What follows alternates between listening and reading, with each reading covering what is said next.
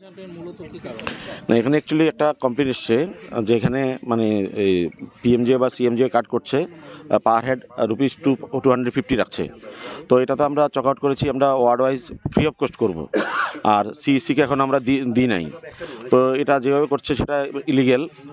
মানে সিএসসিরও একটা রেট আছে সরকারি নির্ধারিত, সেটা 30 রুপিস। তাও এটা সিএসসিতে বসে করবে, নির্দিষ্ট ডেজিগনেটেড প্লেস আছে সিএসসির, তো সেখানে বসে করবে। এখানে আমাদের কাছে একটা কমপ্লেন এসছে যে এখানে মানে পিএমজিআই বা সিএমজিআই কার্ড করছেন 250 করে উনি রাখছেন।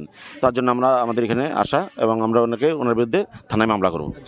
যিনি করছিলেন উনি কি আপনাদের অধিকারের বা অধীনে কি ছিলেন? না, আমাদের অধীনে ছিলেন না। ওই ওনার টাকা তো উনি কই বাবুল রায় চৌধুরী, ওই ইয়ে উনি কি টিটিসিএল এর কোন সংস্থা? না, কোনো সংস্থার না। হ্যাঁ, উনি জেনারেল পাবলিক, উনি আগে কাজ করতেন, ওনার বিষয়টা জানা আছে কোন সাইটে বা কীভাবে করতে লাগে। তো সেক্ষেত্রে এই এখন উনি এখানে অবৈধভাবে করছেন, তার জন্য আমাদের এই আশা।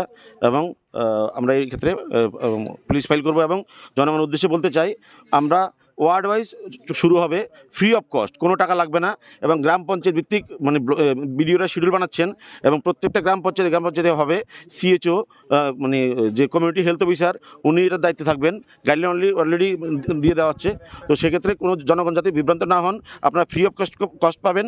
যেখানে মাননীয় মুখ্যমন্ত্রী এত বড় একটা স্কিম লঞ্চ করেছেন, চিফ মিনিস্টার জন আরোগ্য যোজনা, বাকিটা আমরা কার্ড পেতে আপনাদের কোনো ধরনের অসুবিধা হবে না। আজকের দিনে যাদের কাছ থেকে ভুয়ভাবে এইসব টাকা নেওয়া হয়েছে, যতজনের কাছ থেকে, পরবর্তী সময় টাকাগুলো কি করা হবে?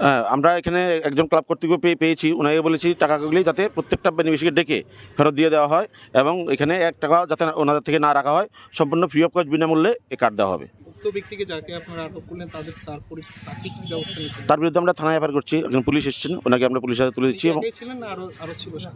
না, উনি একই ছিলেন।